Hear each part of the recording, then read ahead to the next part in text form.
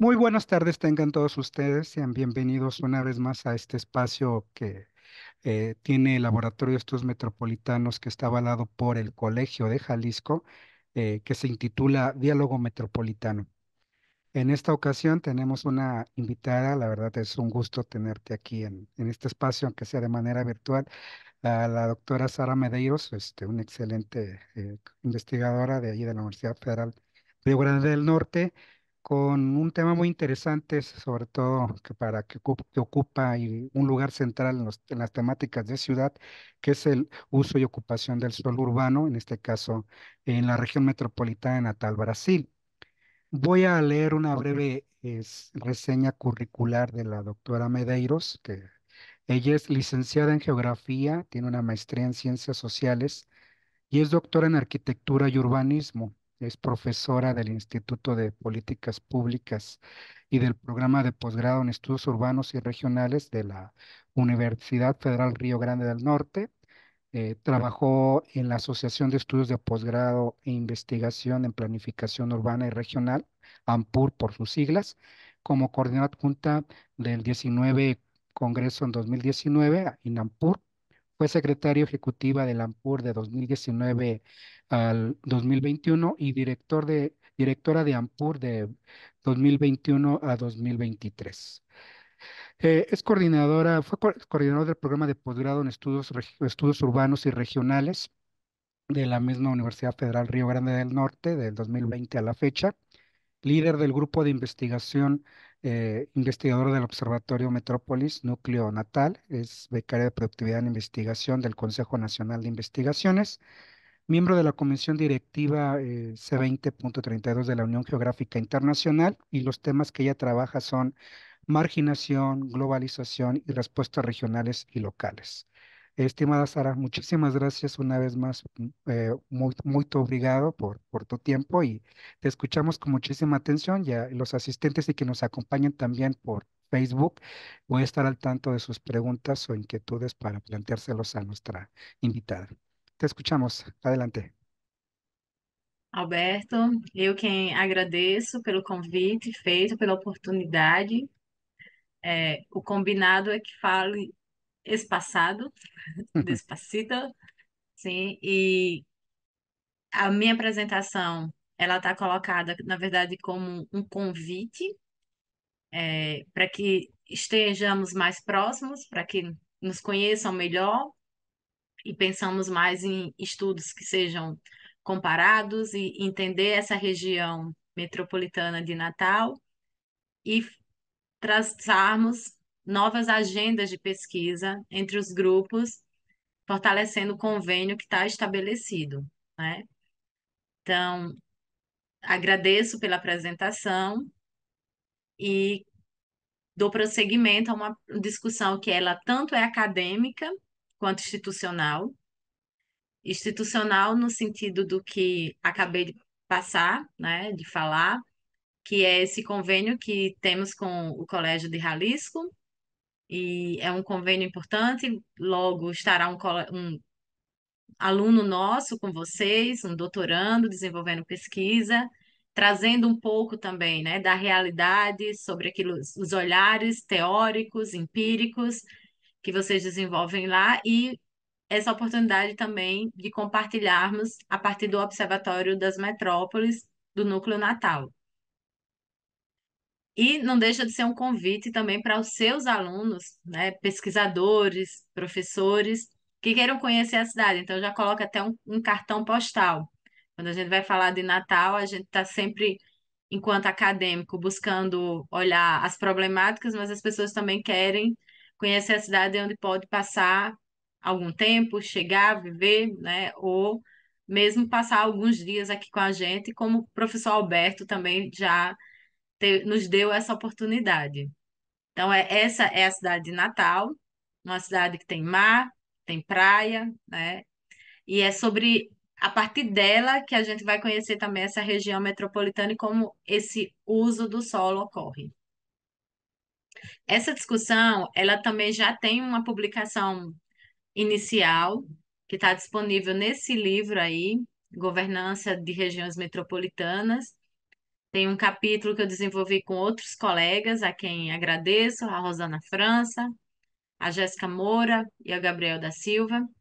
Coloquei aí um QR Code para quem quiser já acessar ao livro completo, né, e ter essa discussão sistematizada em forma de texto.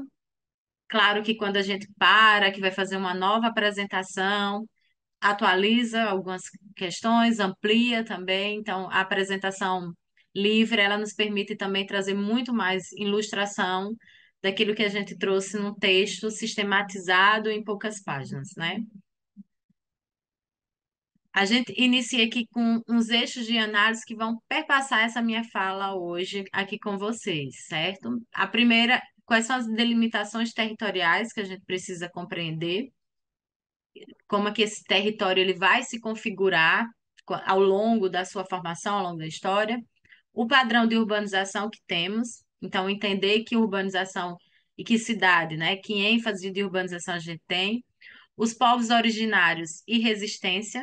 Então, tem aqui um adendo para a gente dentro dessa discussão metropolitana, que talvez para vocês em México seja mais recorrente e para a gente menos, né? Principalmente no Rio Grande do Norte.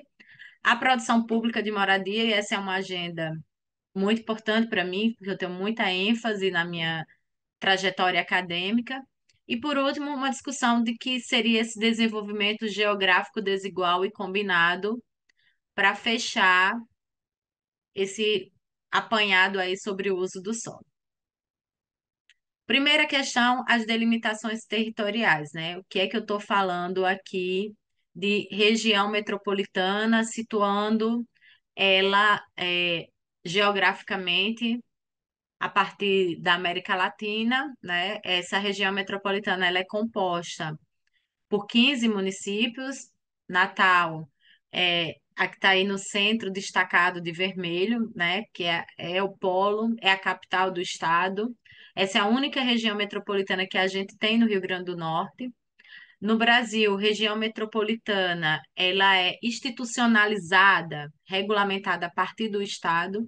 Então, não necessariamente tem o fenômeno metropolitano daquilo que a gente discute nos estudos urbanos, na literatura da geografia, na literatura econômica, da sociologia mais clássica. Então, essa delimitação, ela é muito estratégica, político-estratégica.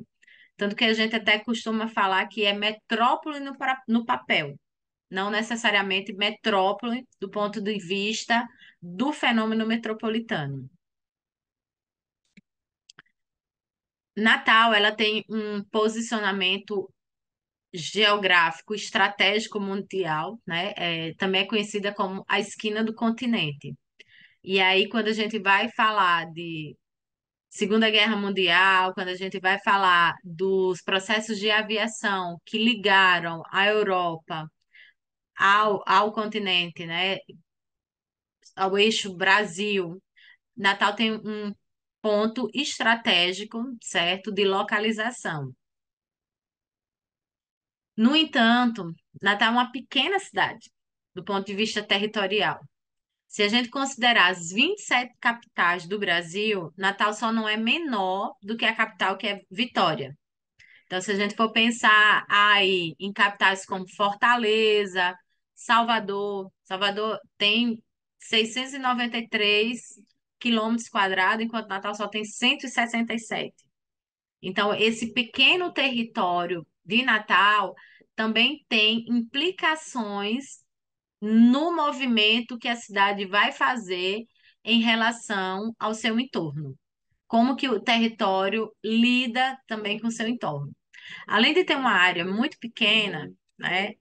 Natal também tem algumas impossibilidades de expansão, não vou dizer, na verdade, áreas que têm cuidados a serem colocados, né, do ponto de vista da sua ocupação, que são áreas de preservação ambiental, devido ao seu formato do solo, que é dunar. Então, a gente tem dunas que precisam, né, serem preservadas, inclusive para a questão do abastecimento dos aquíferos. Então, a nossa água na cidade de Natal, ela está muito em função do alimento do lençol freático a partir das dunas. Então, as dunas elas têm esse papel aqui ecológico, ambiental muito importante. E toda essa área verde que tem aí são áreas de preservação, onde a ocupação urbana ou ela é limitada ou é restrita. Então, a gente tem áreas que são limitadas, são áreas de amortecimento, e tem áreas que são restritas, que não podem ter nenhum tipo de ocupação, o que impermeabiliza ainda mais esse solo do ponto de vista da sua ocupação. Como eu falei, essa questão da esquina do continente, né? A vocação da aviação, aí a gente já está pensando não só em Natal, mas como Natal também vai criar um ponto estratégico com um município vizinho, que é o município de Parnamirim. Então, durante a Segunda Guerra Mundial, né, alterou profundamente a dinâmica local, porque o município de Parnamirim, que era um município aqui próximo, e a gente vai ver nos próximos mapas como que era essa relação territorial se dá, ele é onde a gente vai teve o primeiro aeroporto, certo? Já tinha uma pista de aviação antes da Segunda Guerra, mas vai se colocar numa posição estratégica. E Natal vai ter sua dinâmica totalmente alterada, porque a gente vai ter aqui a presença de militares americanos, franceses, e na cidade havia todo um arsenal também cultural sendo mobilizado por esse contingente populacional que veio. Então, circulava na cidade jornais em inglês, em francês, certo? A alimentação também que vinha de fora. Então, Natal é uma cidade que passou a dialogar muito mais com a Europa e com os Estados Unidos do que até mesmo com o continente, com o território brasileiro. Então, é uma cidade que, durante a Segunda Guerra Mundial, ganhou uma projeção imensa e esse diálogo se deu muito mais com o exterior do que com o próprio território nacional. E aí, Parnamirim, nesse período, já começa a ganhar também um posicionamento estratégico, que é o ninho da Força Aérea Brasileira.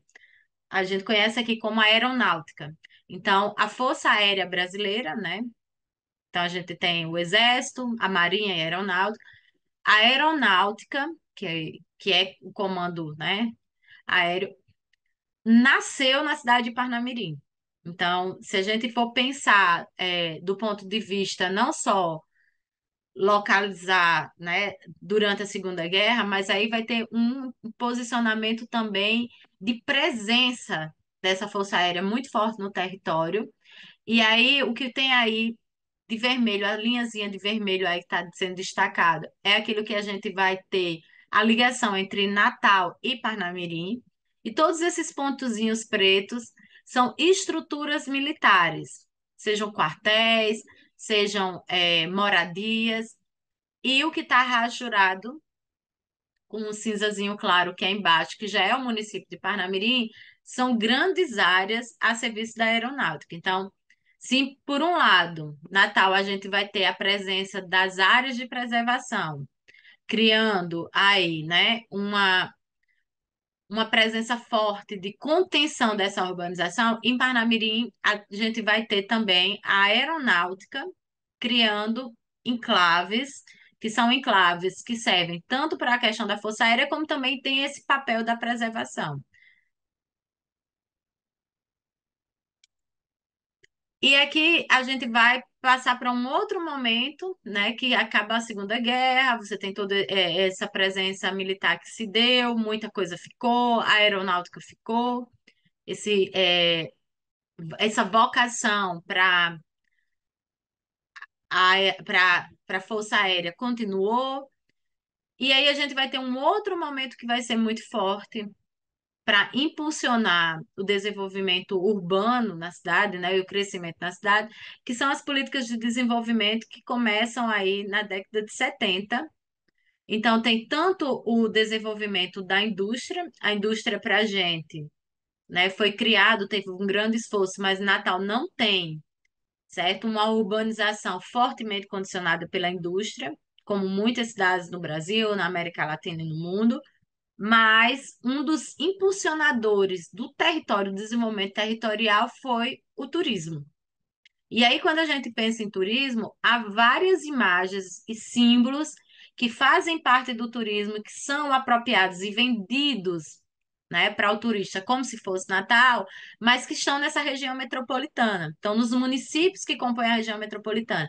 Então, a gente vai tendo essa noção de que o território é pequeno, e Natal vai se apropriando daquilo que está ao seu entorno. Do ponto de vista do turismo, essa não é uma prática nova e não se limita só a essa questão do território. Óbvio. Quando a gente vai para uma cidade maior que tem uma maior visibilidade, ela vende o seu entorno. Então, quando a gente pensa no maior cajueiro do mundo, temos o maior cajueiro do mundo, está no município de Parnamirim, que é vizinho a Natal. Quando a gente pensa as dunas de Genipabu, são dunas grandes, certo? Está no município vizinho a Natal. O aeroporto, Natal nunca teve um aeroporto dentro do seu território. Nem o aeroporto anterior, que pertencia a Parnamirim, nem o aeroporto atual, que pertence a São Gonçalo do Amarante, que é um município vizinho, pertence a Natal. Então, ela sempre resolveu a sua dinâmica, certo? De necessidade de espaço para prover esse serviço com os municípios vizinhos.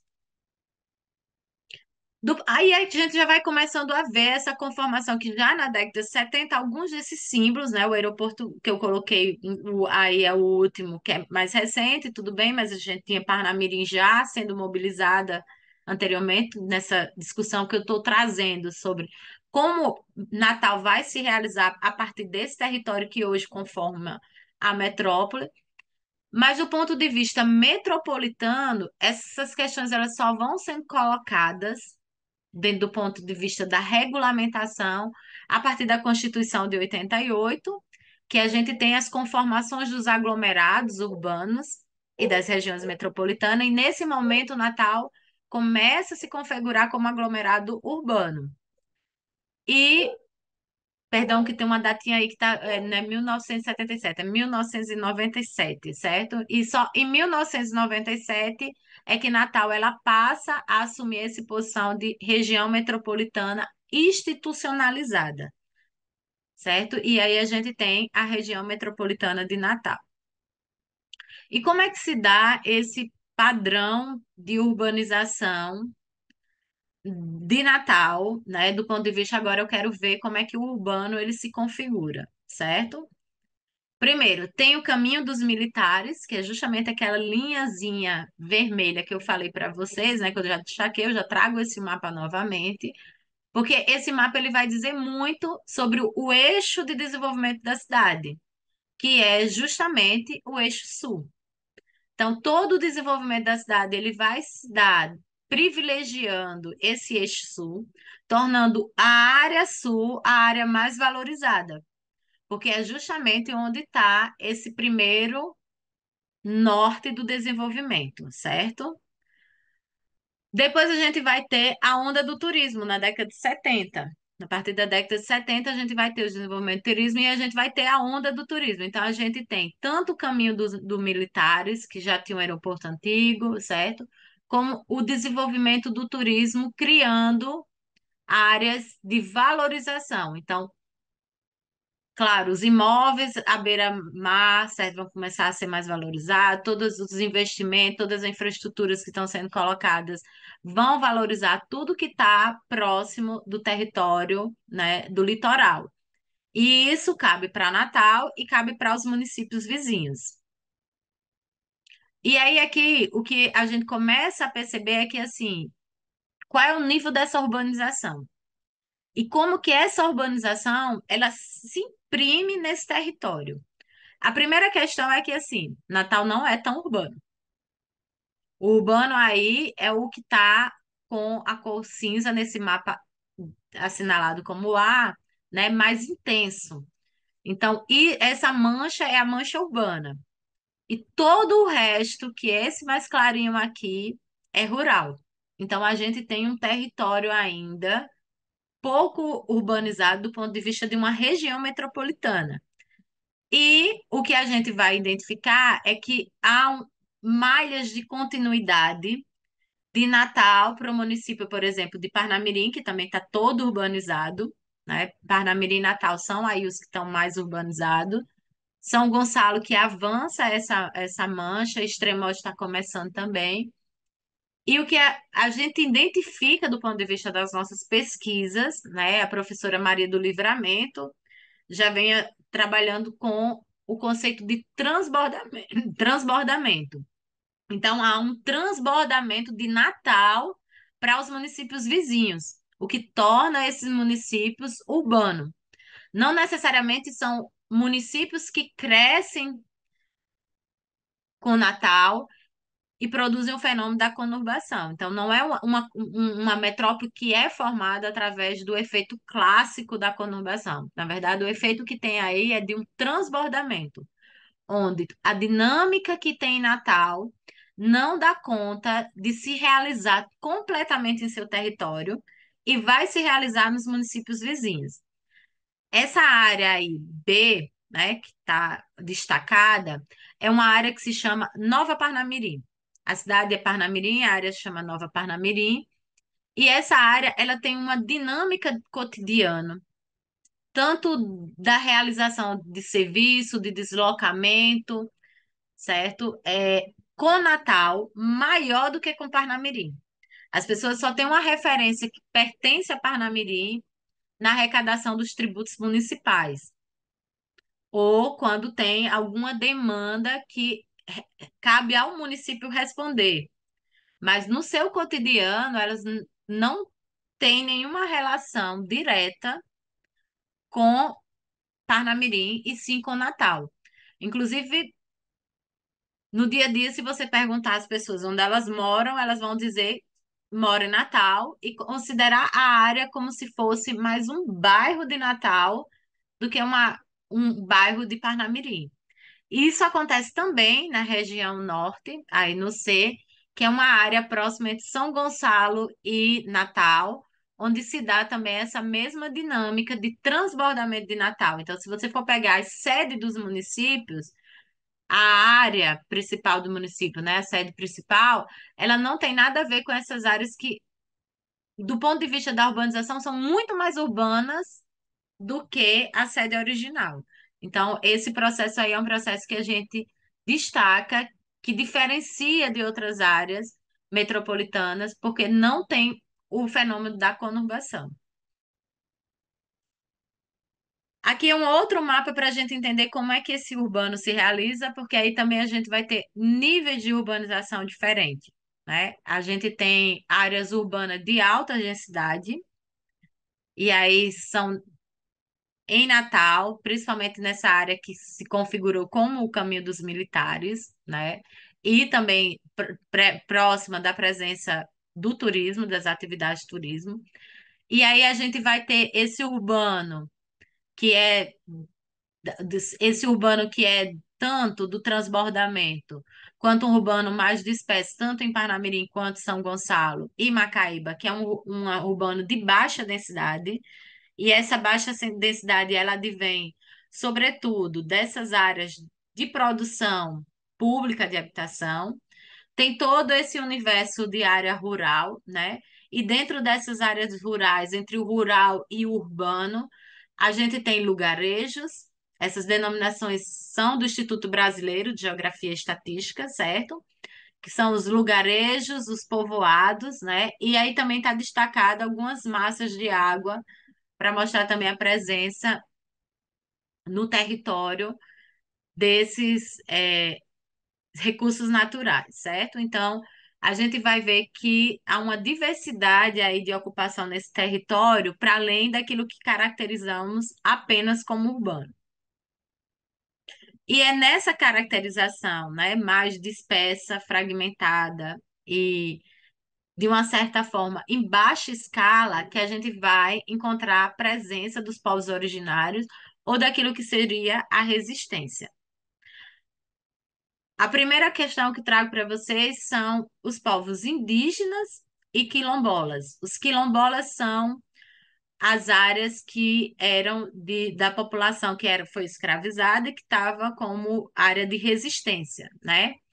E aí a gente tem algumas comunidades aqui que já são destacadas, né, em dois municípios, que é Goianinha e Macaíba, que têm comunidades indígenas, e nas regiões quilombolas que a gente tem em alguns outros municípios também, que são municípios que são mais distantes de Natal, estão nessa área não imediata da cidade de Natal. Areis, Bom Jesus, Ceará-Mirim é uma área mais próxima, e é o Marinho, Macaíba é um dos municípios que faz limites. Eu posso voltar na cartografia para a gente ver, mas ela vai aparecer.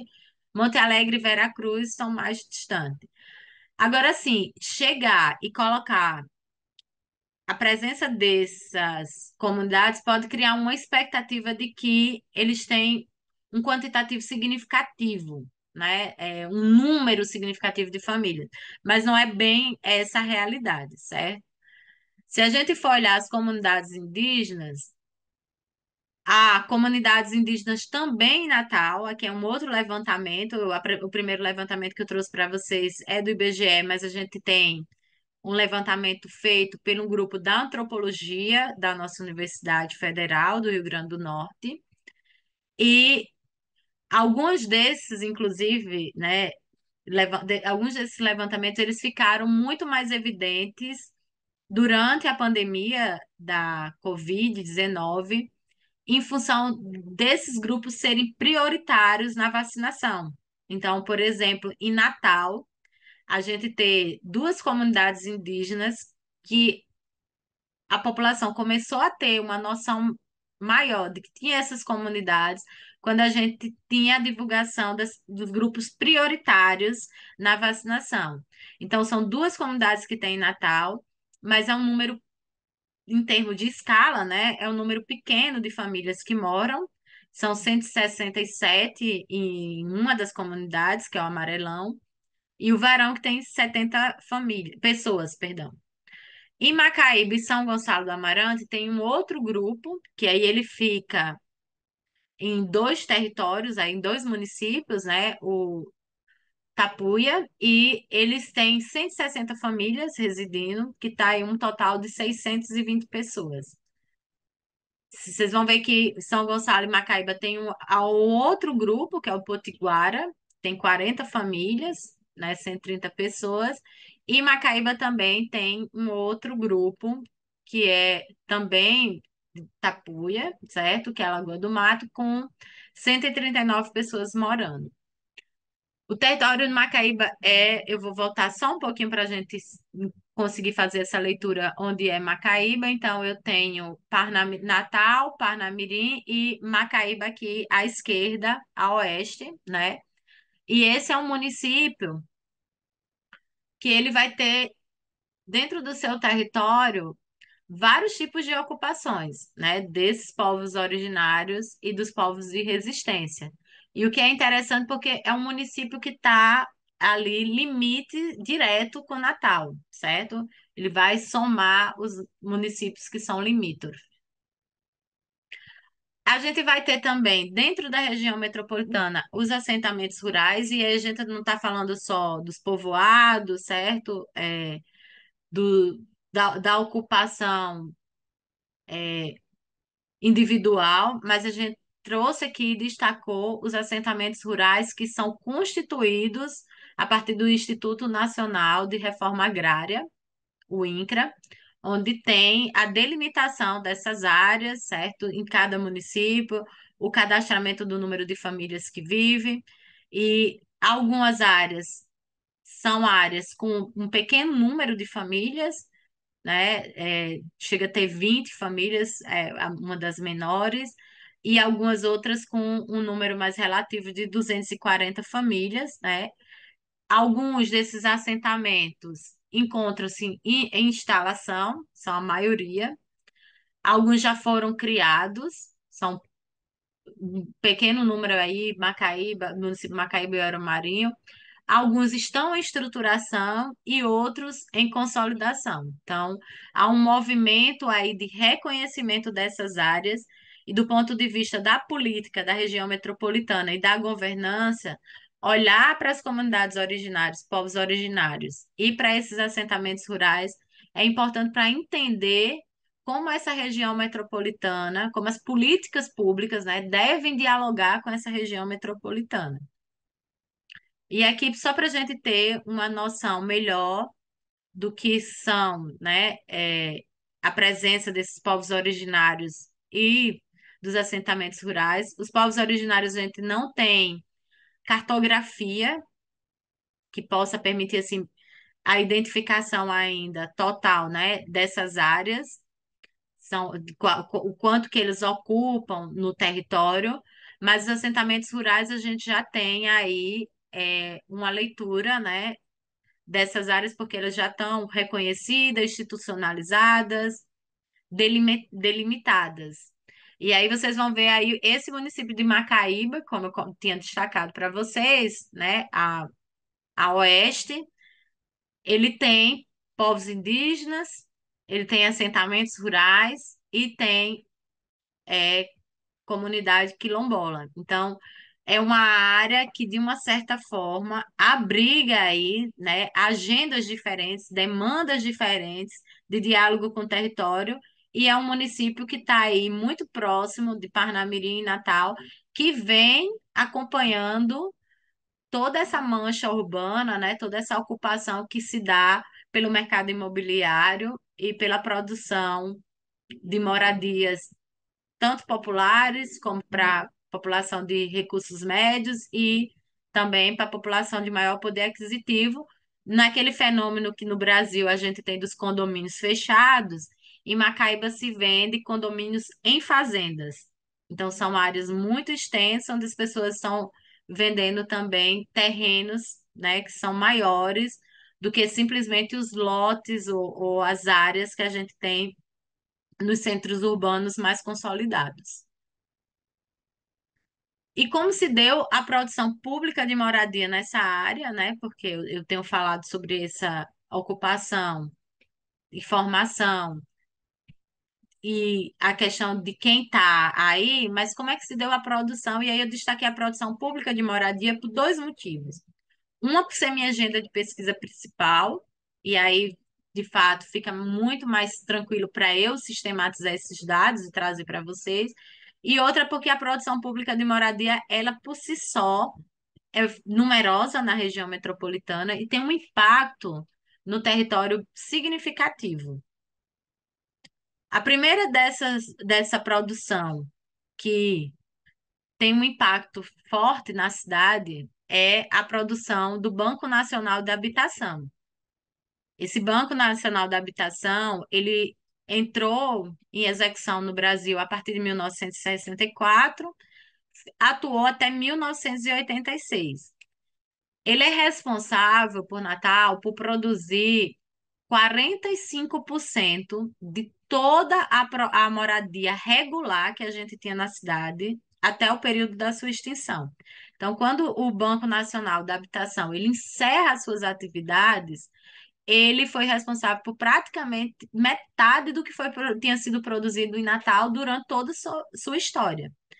Então, a gente tem aí uma das linhas de atuação desse banco, que eram as companhias de habitação, e aí a gente tinha uma companhia de habitação estadual, ela vai atuar para a população de menores rendimentos, então são as populações que têm, no Brasil, no salário mínimo a gente colocava até 3 salários mínimos ou 5 salários mínimos, então é uma população trabalhadora, mas assalariada, e tem uma incidência maior em Natal, certo? Vai produzir um número significativo de moradias em Natal, com vários conjuntos habitacionais, e aí eu estou destacando, né?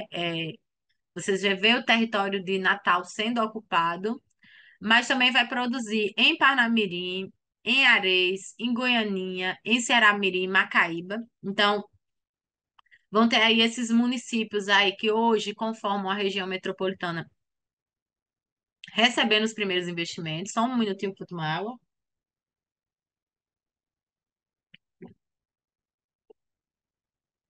E também com o Banco Nacional da Habitação, a gente vai ter uma outra linha de atuação, que são os institutos de orientações às cooperativas.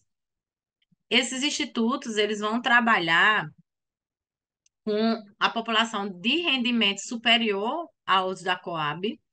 Então, é uma população que no Brasil a gente, né, costuma chamar de população de rendimento médio, classe média, mas são institutos que orientavam as cooperativas de professores, de bancários, então tinha uma produção voltada para essa população assalariada, mas que tinham rendimentos médios.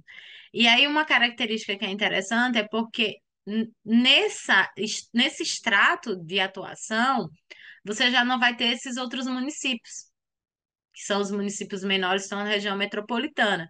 E essa atuação ela vai se dar dos institutos, sobretudo em Natal e Parnamirim, demonstrando, inclusive, a concentração desse perfil, né, de trabalhadores e também de rendimentos já concentrados nesses dois. Inclusive, o de Parnamirim, um dos empreendimentos é voltado para os servidores da aeronáutica, que é da Força Aérea Brasileira, que nasceu em Parnamirim, se instalou em Parnamirim, ganhou a projeção nacional, né? Então, vai estar presente.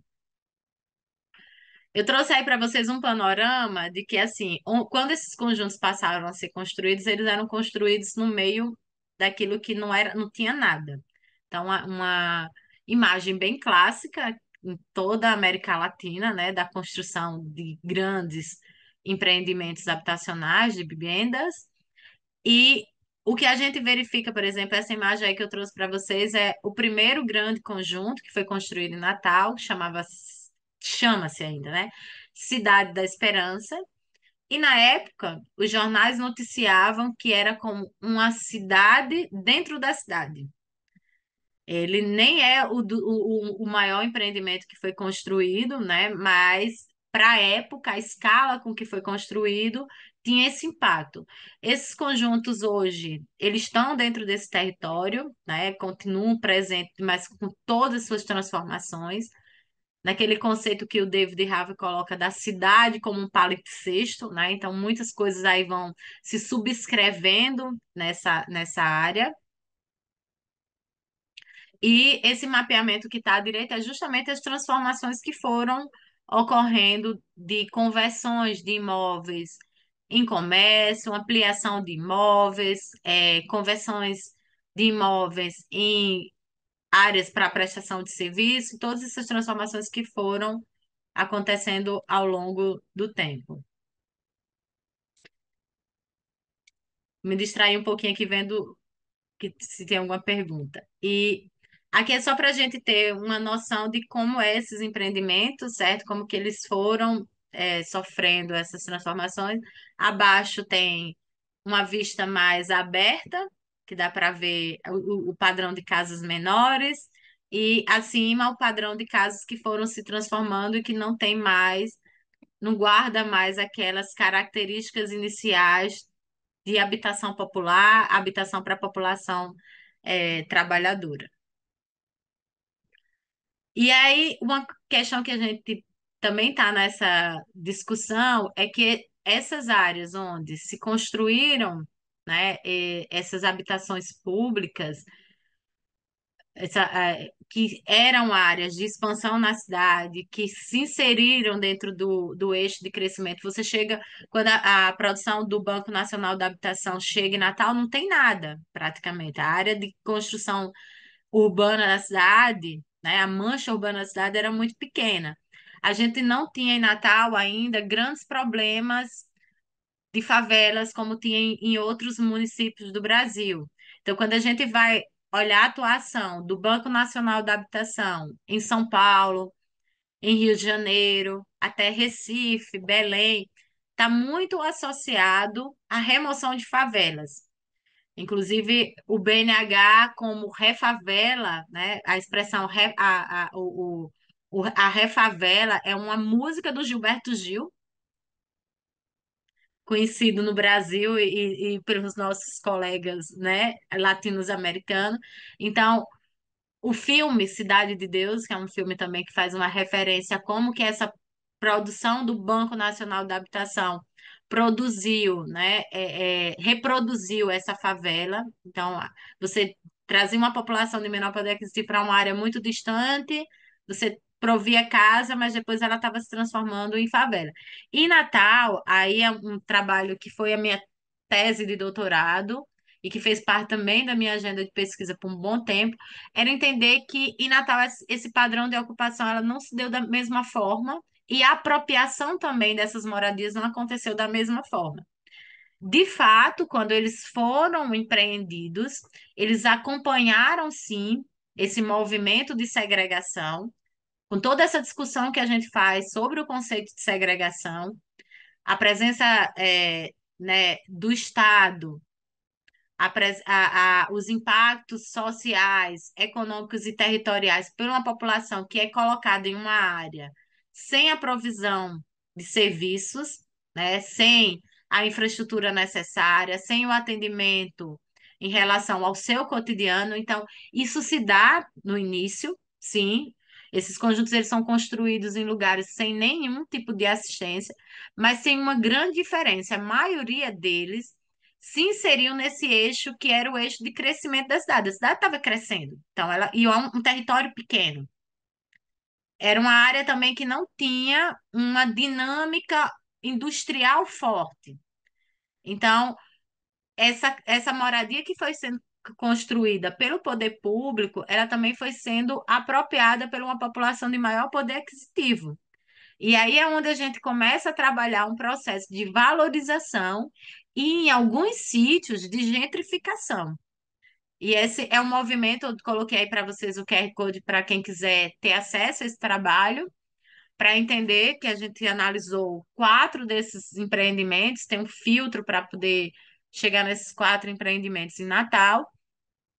E entender que também quando a gente está falando de gentrificação, não quer dizer que foi algo massivo, que se deu com todos os empreendimentos, e também dentro daquela discussão que o professor Peter Marquis coloca, de que segregação e gentrificação não é um processo homogêneo, ele acontece lado a lado. Então ele fala, às vezes, no virar da esquina ou na mesma rua, você tem uma casa que está abandonada e uma casa que está absorvendo já esse processo de valorização. Então, essa imagem é bem emblemática para que a gente tenha noção do padrão construtivo que está à minha direita, né, da casa construída nesse padrão da habitação pública social e da casa que é apropriada com o passar do tempo e com as transformações que acontecem nessa área.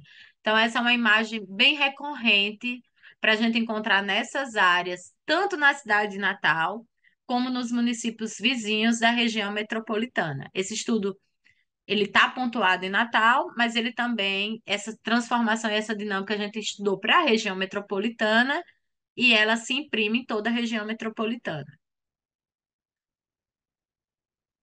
Encerrado o período do BNH, que foi em 86, quando ele encerra, ele é um órgão que foi criado no período da ditadura no Brasil, né? Havia muita crítica do modo operante, certo? Da forma como a política pública estava desenhada. E com a redemocratização não teve espaço para, né, a continuidade da atuação desse órgão. Então, a gente tem aqui uma produção que ela não é vinculada agora, né, na década de 90, por um órgão público, ela não é necessariamente desenhada, estimulada, implementada, mas ela tem recursos públicos, que são as cooperativas habitacionais, que não estão necessariamente sobre orientações de Instituto de Cooperativas, mas que vão continuar atuando na provisão, sobretudo para a classe média, classe salariada, e ela vai se concentrar aí entre Natal e Parnamirim, e aí eu retomo para vocês aquele exemplo que eu falei para vocês de Nova Parnamirim. Então, ele é um bairro que surgiu aquele transbordamento de Natal para Parnamirim, ela foi implementada, né, ela foi absorvida, sobretudo com a produção dessas cooperativas habitacionais na década de 90. Então, é na década de 90 que esse movimento vai acontecer aí de Natal para Parnamirim.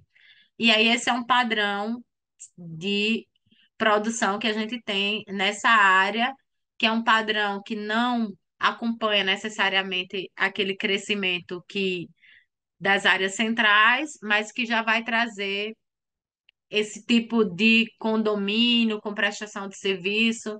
Inclusive, teve um trabalho orientado, nossa primeira dissertação nos estudos urbanos e regionais, que é Natal Condomínio Clube. Então, como houve uma difusão desse tipo de produção habitacional na cidade. E uma produção mais recente, que eu acredito que vocês também, né, quem trabalha com habitação ou que está lendo sobre o Brasil, pôde acompanhar o fenômeno que foi o programa Minha Casa Minha Vida, que foi implementado a partir de 2009 e em Natal, né, na região metropolitana, ele tem um papel fundamental. A primeira questão que eu coloco para vocês é que, assim, o padrão de ocupação, né, de presença dele, ele se assemelha àquilo que a gente teve no período do BNH, onde as cooperativas a companhia de habitação, que eram as Coabs, elas vão ocupar, né, que ela tem menor poder aquisitivo, vão ocupar mais os outros municípios do que os institutos de cooperativa, e aqui vai ter o mesmo movimento. O que é faixa um, que é aquilo que é para a população de menor poder aquisitivo, que é o que está assinalado aí com as bolinhas pretas, né? Vai estar em Natal, vai estar em Parnamirim, mas também vai estar nos outros municípios. E o que é assinalado de vermelho, que é o faixa 2, que é uma produção para uma população de maior poder aquisitivo, certo? Vai se dar, sobretudo, em Natal e Parnamirim e com pouca presença em municípios menores. Então, esse é o padrão que a gente vai ter de ocupação aí do Minha Casa Minha Vida nessa região metropolitana. E o que é que eles vão sinalizar, né? Essa produção pública. Primeiro, tanto Minha Casa Minha Vida quanto os conjuntos da Coab, fizeram um movimento de extensores urbanos. Essa é uma expressão cunhada por Lemes, certo?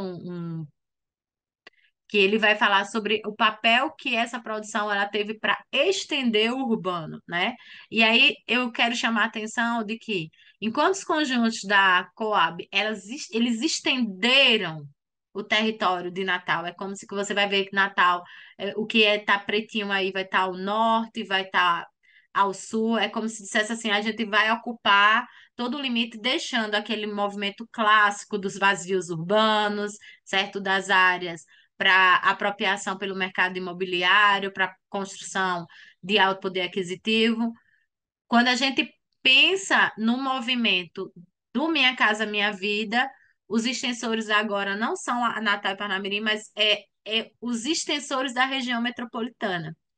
Então, você não está estendendo só o urbano, mas você também está estendendo o que seria a região metropolitana aí, inserindo esse fluxo metropolitano também na dinâmica do mercado imobiliário e da ocupação dessa área.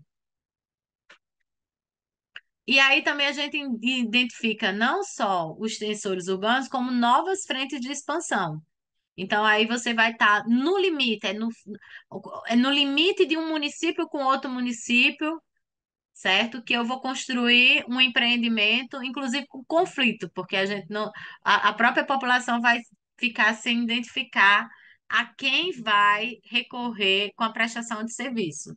E há uma transformação nessas áreas, né, significativa, primeiro porque quando esses empreendimentos são horizontais, na provisão de casa, não de apartamento, você tem a própria população aí transformando sua casa em alguma prestação de serviço ou comércio. Então, vai ser o próprio empreendimento que vai gerar todas as características, né, de urbanização e de atendimento dessas demandas cotidianas.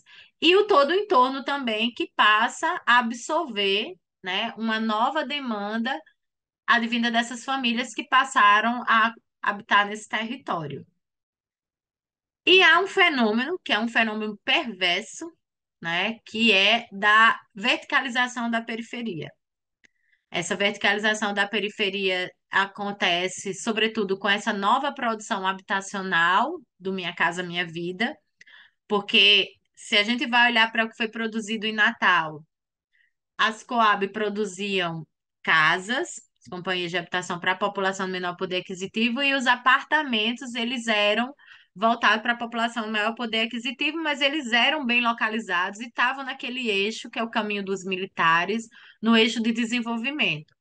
No período do Minha Casa Minha Vida, agora, nesse período mais recente, onde a gente tem esses tensores metropolitanos, não só mais urbanos, um movimento que a gente identifica é uma verticalização em áreas de baixa densidade, que é na contramão de tudo que a gente tenha como referência da verticalização, porque a verticalização ela é importante, necessária e útil de acontecer em áreas bem servidas, né, de transporte, de infraestrutura, inclusive de saneamento. E o que a gente identifica é o seguinte: a terra em áreas que não tem nenhuma ocupação, de terras que ainda estão de baixo custo, que são convertidas de rural para urbano, e aí você faz a provisão de moradia vertical numa área sem nenhum tipo de infraestrutura, sem nenhum tipo de deslocamento, inclusive de uma população, ampliando a densidade concentrada numa área que não tem nenhum tipo de benfeitoria que justificasse a realização desse padrão de ocupação. E por último, né, o último tópico que eu trago para vocês para desenvolver aqui nessa discussão, que é o desenvolvimento geográfico desigual e combinado, né? Por que que ele é desigual e combinado? Porque a região metropolitana ela se desenvolveu. Ela tem uma presença muito tímida de áreas industriais, mas ela tem uma presença muito forte do turismo, ela tem uma presença muito forte do poder público em relação aos órgãos públicos, às instituições federais, certo? E tem do próprio desenvolvimento urbano e imobiliário, mas ela não é um desenvolvimento geográfico igualitário, ela é desigual e ele é de uma certa forma combinado porque são as disparidades, né? São a contraposição de áreas que não têm infraestrutura com áreas que têm infraestrutura, que cria essa balança desequilibrada, mas que cria também a valorização para as áreas que têm algum tipo de recurso a mais, né? E esse desenvolvimento geográfico desigual e combinado, ele se dá também em cima de territórios fragilizados ou que requerem, né, uma atenção a mais. Então, eu trouxe para vocês logo lá no início as áreas de preservação ambiental que estão em Natal, e apontei para vocês, mas elas não se dão só em Natal, elas estão presentes na região metropolitana, então esse terreno de dunas, esses terrenos também que têm áreas de preservação da Mata Atlântica, que é uma mata que percorre todo o litoral brasileiro, né?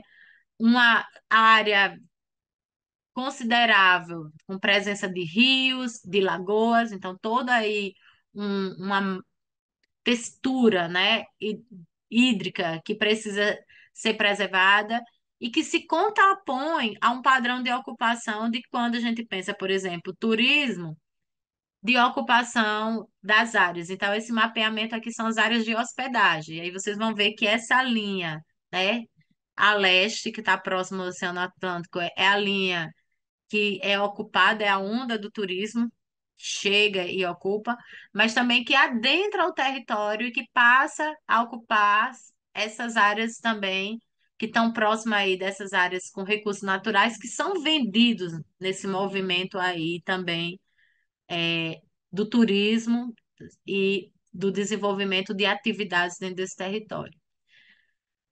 E eu acredito que vocês estavam curiosos, né, para dizer, e ela não vai falar de favela, ela não vai falar das áreas de pobreza, então essas áreas elas estão presentes, sobretudo nessa mancha urbana, né, na mancha urbana mais consolidada. Elas, em Natal, ela está mais ao norte. A gente tem algumas que são mais tradicionais, que estão localizadas mais ao centro do município, mas elas são menores. A gente também tem que reconhecer que, do ponto de vista quantitativo, quando a gente olha para a realidade de outras cidades, de outras metrópoles do Brasil, a gente não tem um problema quantitativamente, né, tão numeroso. Assim, se a gente for pensar as áreas, né, em relação a outros territórios, a outros municípios, a gente não tem esse número, mas ele está presente e cada vez mais ele passa a ser reconhecido. Essa cartografia aqui é de 2019, né? A gente tem um censo liberado agora de 2022. E a gente vai poder explorar mais um conceito que era um conceito que foi, de uma certa forma, até criminalizado, do ponto de vista institucional, que são as favelas.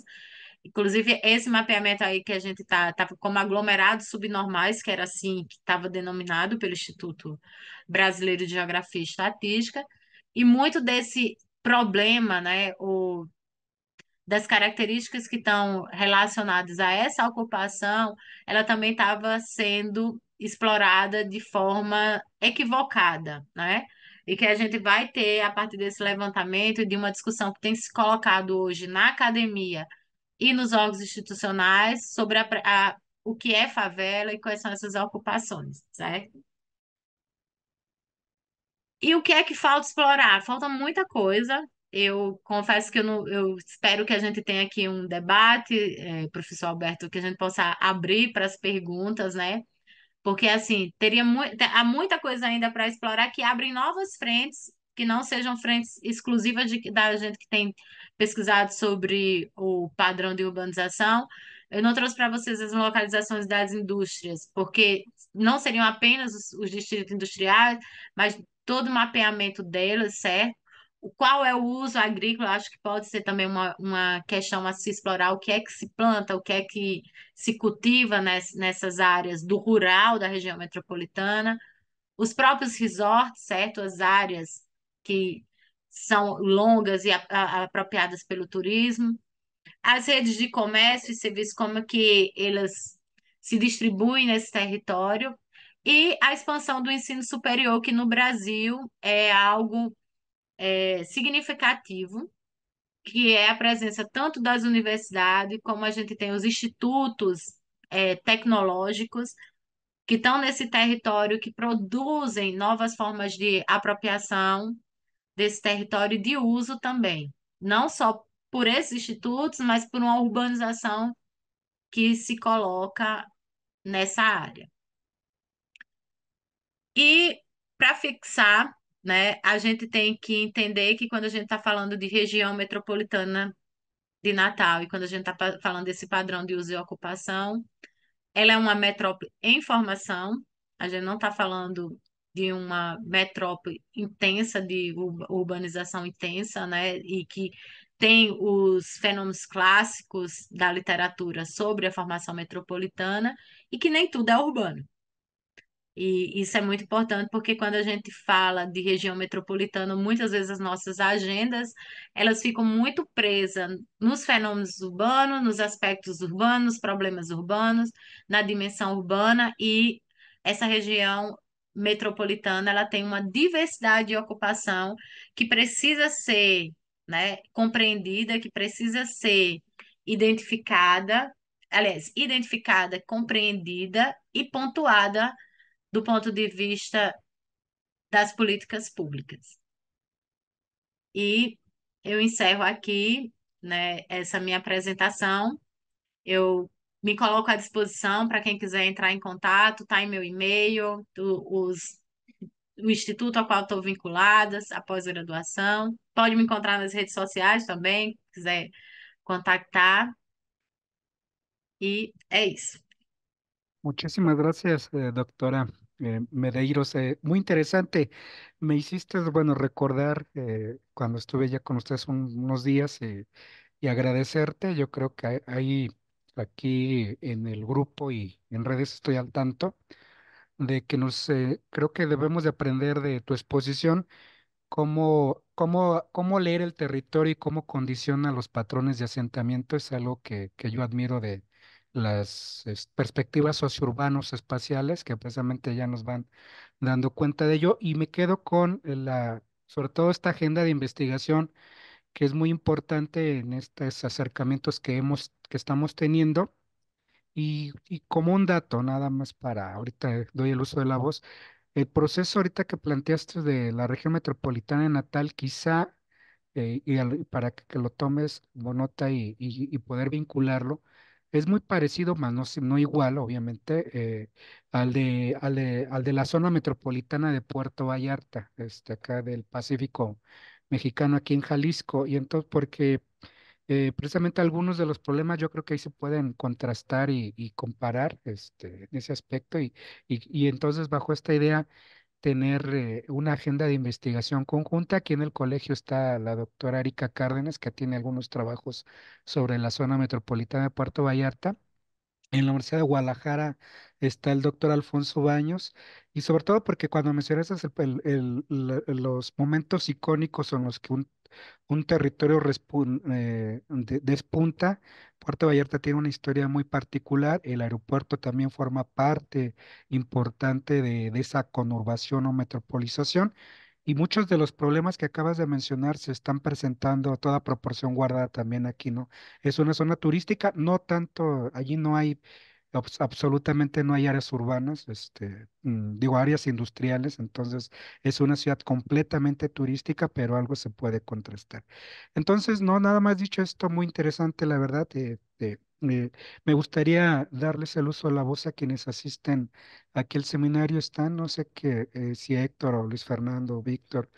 Víctor tiene una pregunta, te voy a promover a panelista. Te presentas, estimado Víctor, y sobre todo creo que nos va a servir cómo leer cartografía y mapas para tu respectivo proyecto de investigación, ¿no? Entonces, o las dudas que tú plantees. Adelante, Víctor, no sé si ya estés conectado. Sí, felicidades primero que todo a la doctora Sara, muy interesante su presentación. Me llama mucho la atención esto cuando hablaba de la verticalización de las periferias, ¿no? Y justamente mi pregunta iba en este sentido. Yo soy estudiante del doctorado en Ciencias Sociales del Colegio de Jalisco, pero estoy investigando una ciudad colombiana, una ciudad de tamaño intermedio que se llama Bucaramanga. Y en esta ciudad también tenemos este fenómeno que justamente el crecimiento urbanístico se está dando en este tipo de vivienda vertical. Y mi pregunta iba hacia si nos podías expander un poco más sobre este tipo de urbanización que se está dando, esta urbanización vertical, sobre todo en términos de infraestructura, en términos de estos diferentes equipamientos urbanos como transporte, como estos servicios públicos, como estos servicios de salud y diferentes servicios que en general suelen ser deficientes en este tipo de urbanización. Entonces, para ver si podías, por favor, expandir un poco este punto en tu presentación, que me llama mucho la atención y me interesa conocer cómo es este fenómeno en una ciudad justamente que afronta un proceso de metropolización sin necesidad de pasar por este proceso de industrialización, que creo que es una característica muy común, sobre todo estas últimas ciudades de tamaño intermedio que empiezan hacia su proceso de metropolización. Entonces, si me podrías expandir eso, te lo agradecería mucho. Adelante, Sara, ¿quieres contestarle? Y luego te damos el uso de la voz, Héctor. Sim, me escuta? Sí, Sim. Vitor, obrigada, é, pela oportunidade de ampliar o diálogo. Há muitas críticas sobre a produção vertical nessas áreas, sobretudo porque, além de ser uma produção, né, desconectada do urbano e sem justificativa urbanística, porque não é só a crítica à verticalização pela verticalização, mas a crítica à verticalização em uma área onde você tem oportunidades de prover uma moradia mais integrada e que atenda melhor às necessidades dessa população. Então, você já né, trouxe novamente alguns pontos que eu já tinha colocado, da infraestrutura, dos serviços públicos, mas tem também aqui outros elementos que a gente tem monitorado, né, sobre essa produção, essa provisão. Tem uma característica de que, assim, ela não é só verticalizada de fachada aberta. Não sei se vocês percebem o que estou querendo colocar. Então, assim, a verticalização de fachada aberta, eu posso ser vertical, mas eu tenho provisão de serviço, ela está aberta, assim. Aqui ela é vertical e ela é de condomínios fechados. Então, você tem toda a logística também de condomínio, que é inclusive taxas que você tem que pagar para manutenção desse condomínio. E o que a gente tem acompanhado, monitorado, é que isso gera um custo a mais para essas famílias. Porque quando eu dou uma moradia unifamiliar, como é a casa individualizada, a casa térrea, eu não tenho custos adicionais, além dos custos que eu tenho com eletricidade, com água, né? E aí, quando tem um apartamento, é vertical, então eu tenho um apartamento, eu tenho outros custos que são os custos de taxas de manutenção coletivas. E o que a gente identifica é que a taxa de inadimplência, ou seja, de débito, que as pessoas não conseguem pagar essas taxas, chegam a 70 a 90% das famílias que não têm recursos, elas não pagam, elas ficam sem repassar isso. E como que eu vou fazer a manutenção do prédio? Porque ele não, a gente não está falando de habitação pública como é feito na Europa, que é parque público de habitação, que pertence ao poder público e essa manutenção é do poder público. A gente está falando de propriedade onde as pessoas elas são donas do imóvel, é o imóvel privado, né? É propriedade, que é o movimento clássico de resposta à questão da moradia que a gente tem na América Latina. No Brasil, igual, se vai à Colômbia, se vai a Chile, né? Então, México. O que acontece é que a gente gera mais o endividamento. E isso agora, quando a gente está pensando nessa resposta habitacional para essa população de menor poder aquisitivo, a gente ainda tem que monitorar os efeitos que eles são perversos. Quando eu trouxe a palavra de que eles são perversos, eles são nesse sentido. E tem um outro elemento que eu acho que a gente poderia explorar do ponto de vista sociológico: o controle social. É muito mais fácil fazer o controle social quando eu coloco as famílias numa área que tem muros e tem um condomínio e tem um gestor, né? No Brasil o termo se usa síndico, né? Não sei se Alberto percebe como. Então, e Vitor também. Então, eu tenho um gestor. Então, se eu quero entrar naquela área, eu tenho muito mais acesso. Se eu quero fazer uma ação, o poder público tem muito mais acesso. Então, uma outra discussão também que a gente pode explorar é o quanto que essas áreas elas são indutoras desse controle social por parte do poder público em áreas para a população de menor poder aquisitivo, né? E tem ainda que a gente monitora também dentro dessa questão da ordem social os inúmeros conflitos que tem, porque então você também tem a sobreposição aí de conflitos que se dá em área verticalizada para uma população de menor poder aquisitivo maior. A gente está falando de edifícios de até 4 pisos, que não tem obrigação de ter elevador, no Brasil não tem, assessores, né?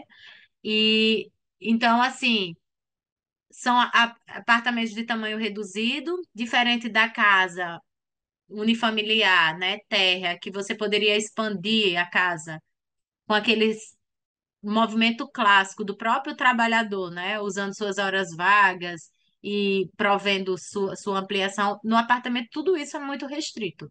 Quando a gente pensa no imóvel vertical, há uma série de restrições que são colocadas, inclusive, para o melhoramento da moradia. Então, quando eu falei para vocês de que quando a gente trabalhou os conjuntos horizontais em Natal, eles mudaram, né, o padrão de ocupação, a provisão. A gente teve uma discussão, foi uma orientação que eu fiz de mestrado, que é a casa como ativo, uma discussão lá que a gente vai trabalhar justamente como que para a população de menor poder aquisitivo ter a moradia, né? Ela é uma oportunidade, inclusive nos momentos de crise, que é a moça que vai trazer essa discussão ali junto com o Ruben Katzmann. E aí, quando você pensa o apartamento, ele vai ter uma série de outras restrições, inclusive da conversão de uso ou de apropriação. Os imóveis térreos, eles ainda vão ter algum tipo de comércio, algum tipo de serviço, mas aí quando você vai, né, para os imóveis que estão nos andares superiores, essa provisão ou essa flexibilidade, ela vai ficando cada vez mais reduzida. Então, até para as estratégias de sobrevivência, as estratégias cotidianas, eles criam outras implicações. Então, Vitor, não sei se ajudei, se abri novas frentes ou se colaborei aí com você. Bueno, ahorita Héctor, antes de darte el uso de la voz, permíteme leer unos comentarios en redes sociales. En el Facebook, el doctor Javier Rosiles te manda un saludo desde Michoacán, de Ocampo, aquí en Ah, México. Y el doctor Richardson Camarán, felicitaciones por tu excelente presentación y saludos desde Brasil para acá, a México. Adelante, Héctor, preséntate y plantea tu pregunta o tu interrogante a la doctora Medeiros. Sí, voy a intentar ser lo más claro posible por las delimitadas. Mi nombre es Héctor Castellanos Villalpando, soy estudiante del doctorado en Ciudad, Territorio y Sustentabilidad de la Universidad de Guadalajara. Y mi pregunta va derivada de lo siguiente. ¿Qué tanto bueno, si bien nos presentó de una manera ilustrativa todo este marco histórico, esta línea del tiempo en el cual, por la eminencia de la región de Natal, es decir, por su vocacionamiento que se podía asumir que es esta parte del turismo, como lo comentó muy acertadamente el doctor Arellano, pero qué tanto a este marco institucional como el Estatuto de la Metrópoli, como estructura institucional, pues le ayudó a fortalecerse y de igual manera el Estatuto de la Ciudad. Es decir, estas innovaciones, instrumentos que en algunas otras que ya nos han presentado y de algunos que tengo conocimiento, que ayudaron a algunas otras regiones, para bien o para mal, a este proceso de, de, de desarrollo urbano, qué tanto propiciaron o no el desarrollo principalmente o el adecuado ordenamiento territorial en la región de Natal. Si bien usted nos comentó algunos matices de acciones urbanísticas, tanto verticales como algunas de viviendas sociales, o qué tanto funcionaron estos instrumentos o no, porque al final sí nos presentó cómo se generó desenvolvimiento geográfico desigual o que existe un término muy similar aquí en México o en algunas publicaciones científicas de desarrollo geográfico desigual. Muchas gracias. Esa sería mi pregunta. obrigada, Hector. Hector, o Brasil, ele é conhecido mundialmente como um país que sabe fazer leis, Ujú, sabe fazer muito bem a proposição do ordenamento ujú, e vai muito mal na execução desse ordenamento, né? Então, é do Brasil, não só o Estatuto da Metrópole, mas o Estatuto da Cidade, né? Os planos diretores participativos, a luta da reforma urbana. Então, toda essa literatura que é presente, que circula, né, entre nós da América Latina, do ponto de vista de uma visão crítica, né, que pontual, sobre a urbanização, está muito presente. Mas o que acontece é assim, eu trouxe para vocês, primeiro, uma linha histórica de uma ocupação que antecede essa regulamentação.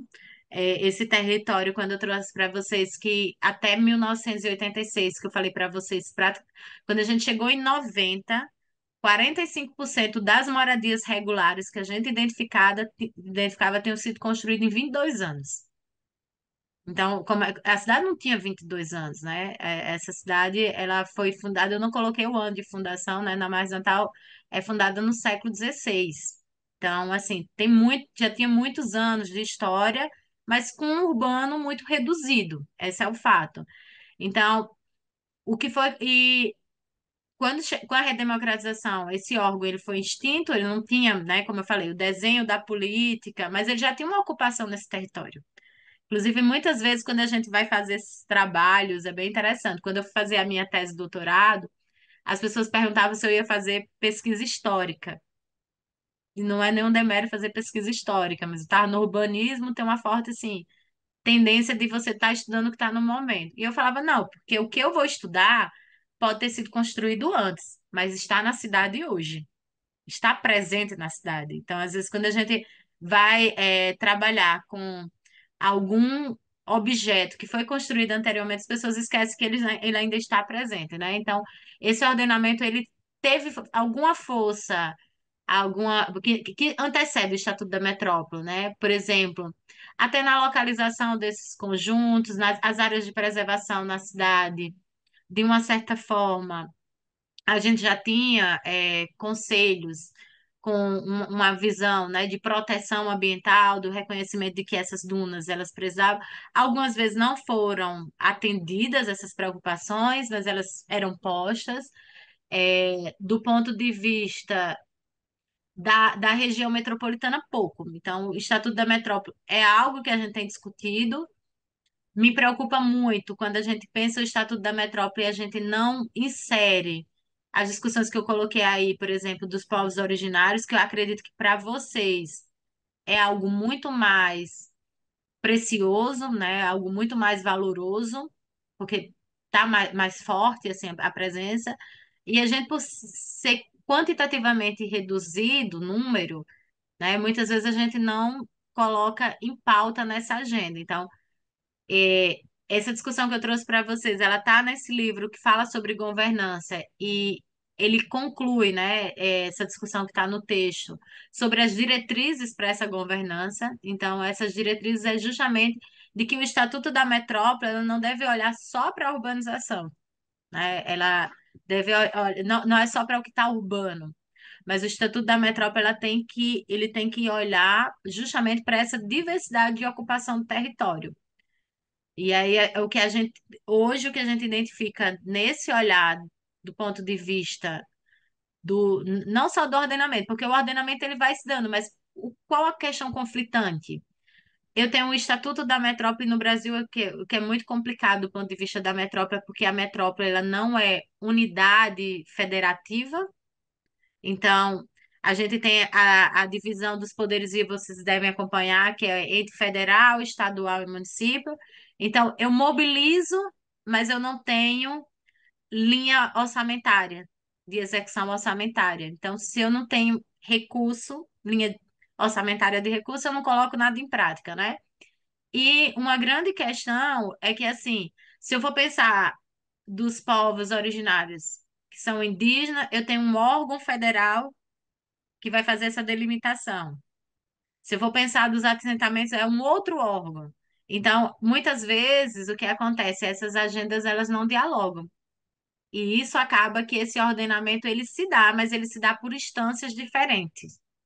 Eu não sei se percebeu aí quais são os conflitos que vão ocorrer e que são reproduzidos, né, de uma certa forma, em outros países também, porque a integração e a intersetorialidade das políticas é o grande desafio para que a gente pense em territórios menos desiguais. Não vou ousar dizer mais igual, não, mas menos desiguais, né? Muy bien, voy a leer un par de comentarios, Sara. La doctora Esmeralda Velázquez, felicidades por traer este tipo de presentaciones que nos ayudan a comprender las diferentes dinámicas de las metrópolis. Y el mismo Víctor nos coloca aquí un comentario, bueno, agradecerte por tu respuesta y nos dice que sí, muchas similitudes para estar atento y establecer analogías y la vertiente de control social siento que casi no ha sido explorada. Gracias por la idea y es bueno, digo, estar en estos debates, en estos diálogos porque precisamente yo traigo, a partir de que estuve con ustedes, también me traje una idea como te llamó mucho la atención aquella palabra que en castellano tenemos que es ensimismado, ¿no? Em Entonces, si mesmo, sim. ensimismado. Entonces, esto ayuda mucho a que estemos precisamente que una idea que por escucharla de ustedes, nosotros nos da una sacudida y repensamos ciertas cosas. Entonces yo creo que con que el haberte escuchado y esta idea que ha sido poco explorada, le vas a dar pie en su investigación. Bueno, me dice Héctor también, gracias por la puntualización y la influencia de los derechos de los pueblos originarios derivado de la cercanía con la Amazonia. Bueno, ya, al parecer ya no hay comentarios, muy agradecido, muito obrigado, nosotros, estimada Sara, algo que quieras comentar, que haya quedado en el tintero, y bueno, no sé si habrá que ponerse en contacto, pero de parte del colegio, la doctora Erika Cárdenas, creo que pueden hacer sinergia y junto con la doctora Beatriz también, Núñez de aquí del colegio, que es nuestra experta en vivienda y también allá en la Universidad de Guadalajara, precisamente como una metrópoli similar, muy parecida, es la de Puerto Vallarta. A lo mejor valdría la pena que, como dicen, hacer estos estudios comparados, por analogía de contraste, nos ayudan a repensar muchos problemas. Pues adelante, Sara, te escuchamos con muchísima atención. Sim, Alberto, eu quero agradecer pela oportunidade de fazer esse exercício de sistematização, de organizar, né, a ideia de trazer esse território. Eu sei que alguns colegas foram convidados e vão trazer discussões, né? E a minha ideia era assim, eu quero que eles entendam, né, eles consigam visualizar sobre qual território, sobre que conformação a gente está falando. Então, essa ideia de eu estou trazendo mapa, eu estou trazendo imagens para que a gente consiga visualizar o máximo possível. Bom seria tê-los aqui, né, passeando, conhecendo, né, visitando. E há coisas que não se passa por imagens, né? Eu sempre falo, a cheiro, né? Sí, As sensações, as temperaturas que a gente precisa estar em loco para poder conhecer melhor. Mas há uma necessidade também, assim, de que numa apresentação como essa, que eu pensei muito nessa questão de fortalecimento, eu quero depois entrar em contato para, né, com essas pessoas, para que também acho que um bom movimento é a gente replicar esses mesmos convites que estão, né, daí para cá, vir para cá também, e ter alguém que faça esse exercício também de mostrar para a gente assim, olha, esse o território, são essas as áreas, né, ou que a gente trabalha, ou que alguém tenha interesse de trabalhar. Me coloco à disposição também para o Vitor, para o Hector e demais colegas que trabalham com questão, né, de habitação, de moradia, para discutir com o grupo. A gente tem perfecto. uma discussão agora, um curso, né, uma cátedra que é justamente sobre política habitacional em perspectiva internacional comparada. Mm, Então, assim, a gente também pode, né, fazer alguns desmembramentos, porque eu acredito que o fortalecimento da gente vai vir quando de produzir junto. Sim, ok, produzir análise junto, né? Escrever junto, pesquisar junto, que é algo que foi o que começou, né? Lá já com o grupo lá que está a professora Livramento, o Richardson. Então, de fato, assim, que a gente tem essa oportunidade de trazer mais, porque muitas vezes a gente fica discutindo teoricamente e a gente pensa que está falando da mesma coisa a partir de determinados autores e a gente está olhando para realidades diferentes, né? claro, Ou às vezes a gente está olhando para a mesma realidade dando nomes diferentes. Então, às vezes así a gente es. está olhando, é a mesma realidade. Assim, se a gente for olhar do ponto de vista do processo, do fenômeno, é a mesma coisa, só que a gente está dando nomes diferentes. Ou a gente está dando nome igual, né? Na verdade, não é nome, são conceitos que a gente está trabalhando. A gente está trabalhando com conceitos iguais, que na verdade são coisas diferentes. Se a Así gente es. for olhar empiricamente. Então, e do ponto de vista da América Latina, é um movimento que a gente no Brasil, né, tem se cobrado mais. E o Rio Grande do Norte, Natal, sobretudo, a gente também tem esse movimento de que, como a gente está naquela esquina ali do continente, a gente está olhando mais para o mar do que para a América Latina. E é muito importante que a gente se reconheça nessas similaridades, né? E reconheça no sentido não só da similaridade do problema, mas também na similaridade das soluções que a gente quer alcançar frente a essas problemáticas, né? Então, ter essa aproximação com vocês, que é um grupo aí que se dispõe, que tem essa proposição, tem toda, né, essa visão integrada também, a abertura de mesmar, a palavrinha que eu gosto muito. Então, essa abertura de desestimar para construir, de fato, novos horizontes teóricos, empíricos e metodológicos, porque a gente tem um potencial, enquanto América Latina, muito forte. Então, a gente tem uma influência muito de estar, né? Hoje a gente, essa discussão de descolonizar, né? De ter uma produção mais originária a partir da América Latina, como também de outras realidades, é muito importante a gente estar sempre com referenciais que são externos, né, que são importantes. Claro, eu não os abomino, não os elimino, né? Então, assim, são importantes, mas que a gente tende a construir. Tem uma nova geração. Eu tive dois jovens aqui contribuindo que ainda tem muito tempo para, né, para fazer ciência, para trazer como contribuição e criar essa proximidade. E, assim, eu também quero reforçar, né? Porque eu ainda estou na coordenação do curso da gente, fico até agora, final de abril, Uhum. mas você também conheceu a futura nova coordenadora, a professora Zoraide, que é justamente o convite para que venham para cá, venham passar um tempo com a gente, sabe? Articule para ter essa proximidade. E às vezes, quando a gente que teve a oportunidade de sair, né, do período principalmente do mestrado e doutorado, é, de dizer si mesmo assim, vendo outras realidades, porque às vezes, quando a gente está muito preso na pesquisa, na nossa pesquisa, nosso objeto de pesquisa, a gente tende a achar que ele é o centro do universo, ele é Hum. diferente de tudo.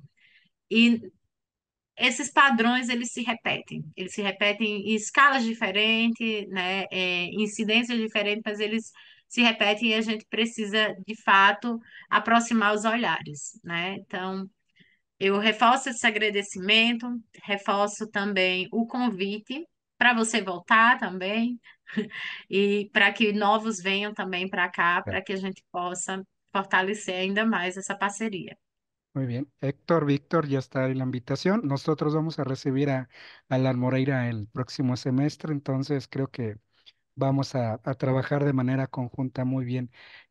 Bueno, yo de mi parte, ya para cerrar, estimadas área, de despedirles a todos los que nos acompañaron esta tarde, noche en Brasil.